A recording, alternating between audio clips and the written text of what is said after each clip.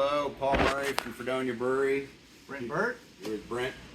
Both work at the brewery here on the brew side of things, and we're here today excited to announce Old Empresarios. So we're going to tell you a little bit about Old Empresarios, the name, what we came up with this, why we did this. So Old Empresarios is the first barley wine that Fredonia Brewery has brewed and offered. So pretty excited about it. It's our first barley wine. It'll be just about 7 years that we're open. This is something we've wanted to do for a long time, but things were never just quite right for it. But Brent and I have been working on this recipe for 6-7 months. Yeah, going back and forth, talking about, there are two different styles of barley wines. There's English barley wine and American barley wine. We kind of went with the original style. I mean, this is one of the oldest big beers, high alcohol beers.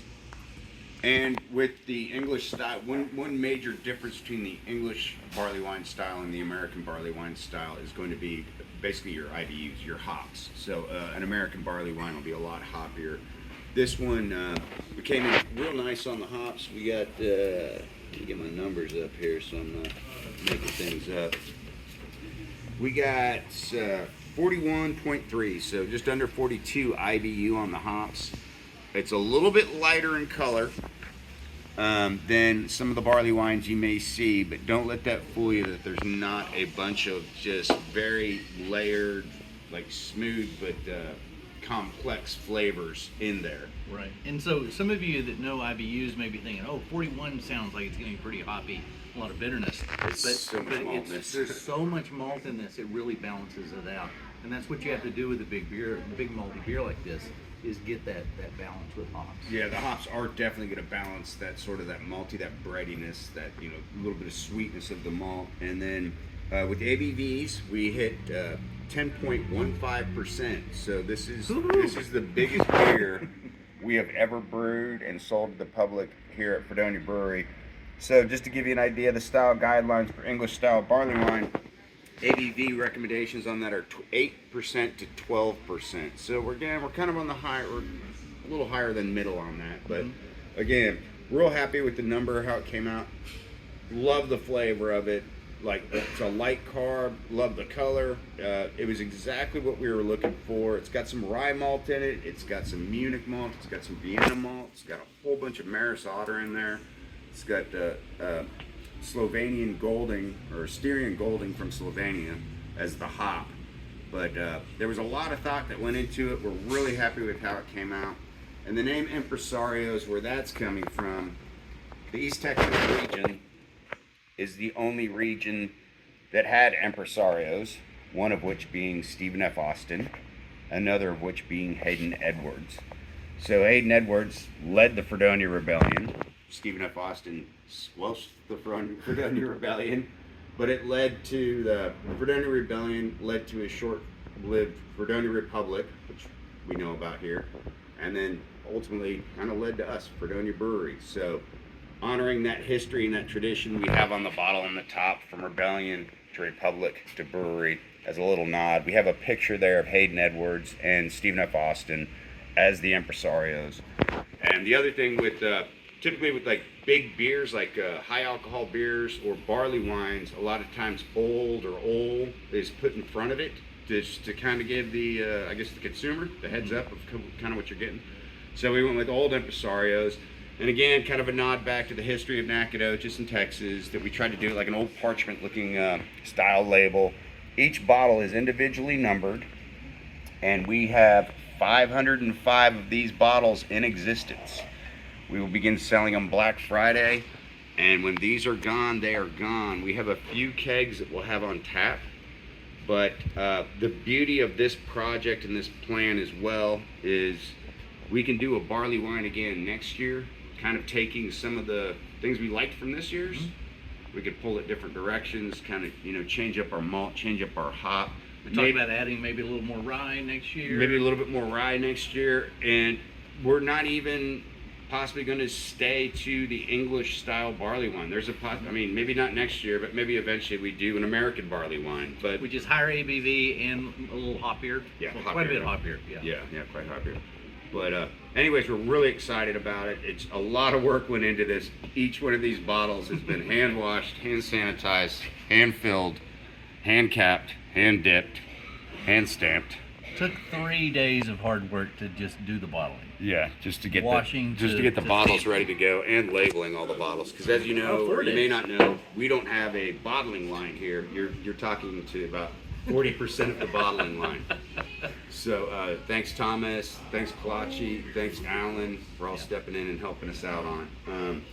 Anyways, we're really excited about it. We think it's a great product. If you have friends out there that enjoy craft beer, that like barley wines, this again will be available for sale on Black Friday. So here at the tap room, and you can drink it right now. It's ready to go. You can cellar this, so with the wax dip on it, you can cellar this, bring it into your house, set it off to the side by like where your wine bottles are or whatever. You can age it for 2-3 years, whatever your patience allows for, and this beer will still continue to mature, and the flavors will even develop more and more. So you can do side-by-side tastings. Like when we come out with the barley wine next year, if you have one of these cellared, you could do a side-by-side with it. Not that it's the same beer, but you'll have two to compare with. Yeah. They're 750 ml bottles, like a wine bottle. So in beer world, to me, that's 25.3 ounces. So this is capped. When you open it, I would say sit down with a friend and you want to drink it in its entirety, because it is carbonated. It's low carbonation, but there is carbonation to it that I wouldn't recommend trying to recap it or seal it and put it back in the fridge to enjoy later. Right. This is beer. It's like champagne. You open it and you drink it. It's a sipper. So plan on drinking this slowly, because as it warms up, the flavors change as well. Oh, it really opens up on the flavors, and the aromas open up on it as well. Yes, absolutely. And it warms your chest. Oh yeah. Warms your stomach. It's a good winter sipper. It makes you glad to be alive. Or you know, less pain. At least you don't feel it. Yeah. So would you recommend to the people listening to buy 2 bottles, one now, one for a year from now, 2 years from now, 3 years from now?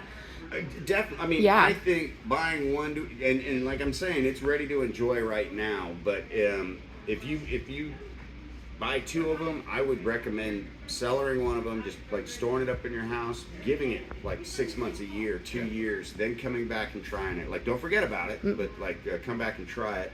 Or, I mean, we're enjoying it like right now. It's very pleasant. But I mean, if you have a friend in your life that is a craft beer fan or enthusiast, we just did your Christmas shopping for you. This is a great stocking stuffer. So, and if Santa Claus comes and Santa is finally done setting up and putting together all the toys, this is what you want to celebrate the evening with. Yeah, that'll get rid of Santa's "where are the batteries?" and why is the screwdriver fitting this headache? You know. And before you buy the bottle, we're going to have 2 barrels of it on tap at the brewery, so you can sample it and try it, make sure it's what you want. Get your fill of it. You're You're gonna want it. Yeah. You're gonna want it. You're gonna want it. So tell us a little bit more about, as you take a sip.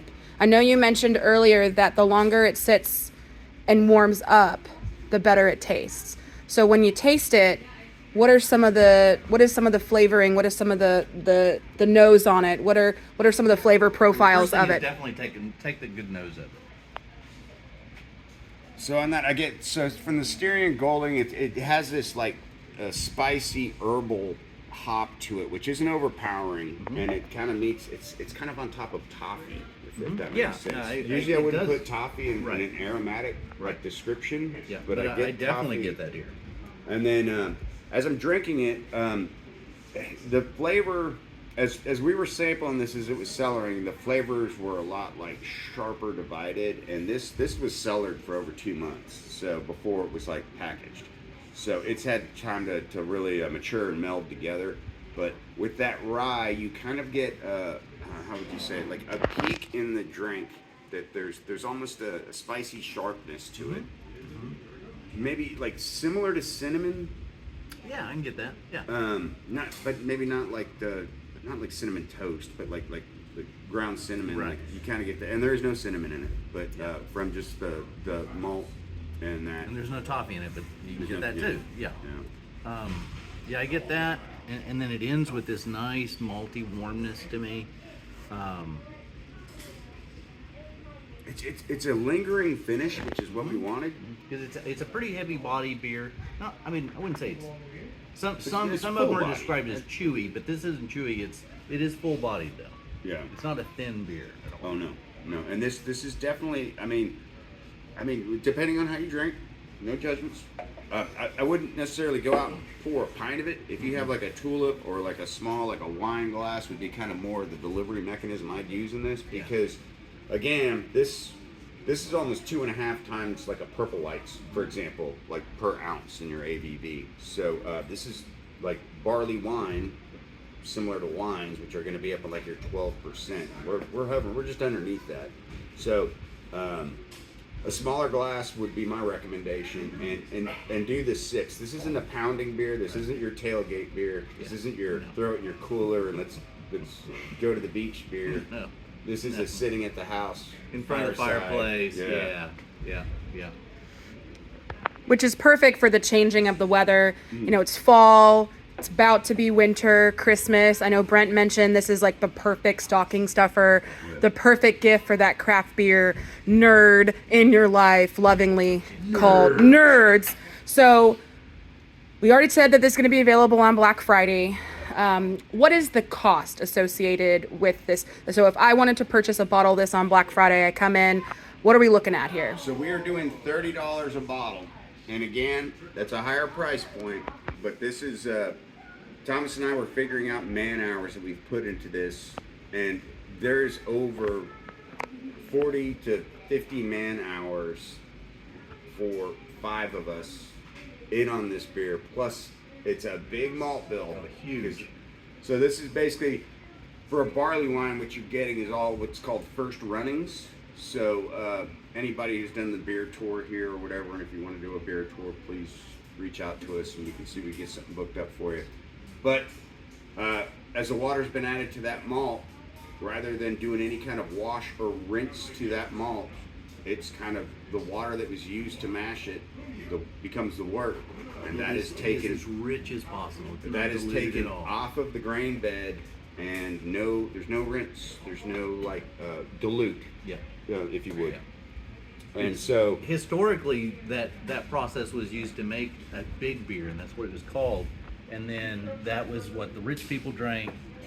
So this is a higher class beer, and then the remaining sugars that might remain in it would be washed me. out to make beer for people like for me too. The small beer, and that's the lower alcohol beer, and probably more Like a bitter table and, beers. Yeah, table beers. Yeah. So we're doing $30 a bottle, and again, these are each individually numbered. Like right here, let me see who we grabbed out. We just grabbed these out of the cases. I have bottle 123 of 505, which I don't know if it's. There it is. So it's there's 505 of these in existence, and again, these are good for cellaring, these are good for drinking now, but like a lot of care and quality's gone into just all the packaging on this, all the product that's in it. We're really happy with the barley wine that we got together for this. So we knew we wanted to really feature it in a beautiful presentation, a beautiful package. So even choosing to do the wax dip, again, we don't bottle, so we've never wax dipped, as the brewery at least. And we've got our little stamped F's in the top. But I really think these, I mean, if somebody sent me a barley wine like this, like as a gift or whatever, I mean, I would, it has on here that it's our inaugural barley wine offering from Fredonia Brewery.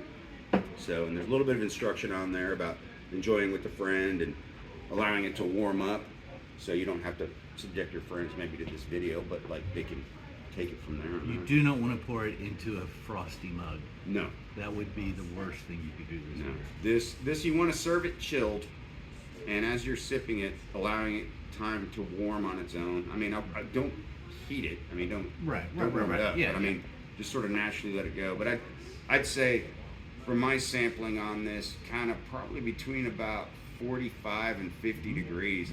That's where I find it.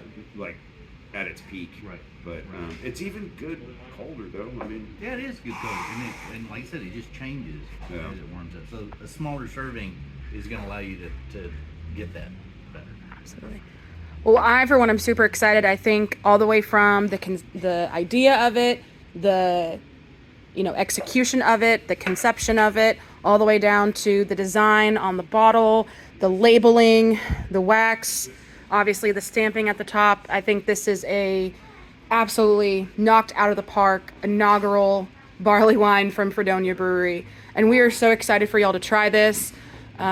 Again, Black Friday. We're opening early on Black Friday. We're opening at noon. So if you want to get your hands on one of these limited edition, limited release, very rare bottles, until it's gone. it's here till it's gone.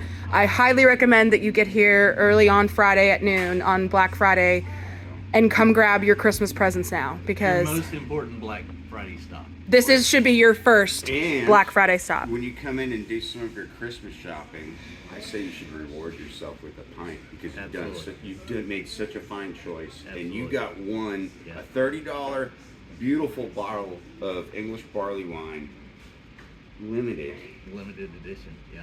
hand numbered, Yep. hand filled. So yeah, Santa would be proud of you. I think so too. Do it.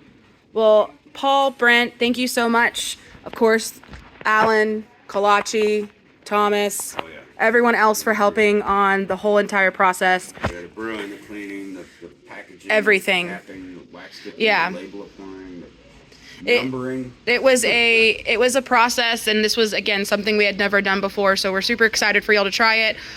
We know you're gonna like it. Oh, yeah. If you are a barley wine fan, if you are a beer fan, a craft beer fan, everything from Purple Lights up, you're gonna like this. You're gonna like this. So we can't wait to see you guys in the tap room on Black Friday. And we'll have it on tap Black Friday. So Exactly. if you'd like to try it, which I recommend. Try before you buy. Try before you buy. Absolutely. And man, hopefully after you take a sip or two of this, you'll be leaving out with one or two of these.